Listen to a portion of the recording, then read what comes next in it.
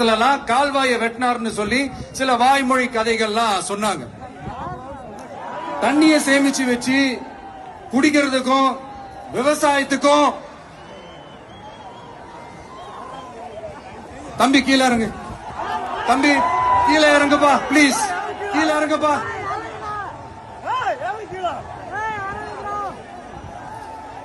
Okay, thank you thank you. கீழே இறங்கு, கீழே இறங்குப்பா. நீ இறங்கினாதான் புத்தம் கொடுப்பேன்.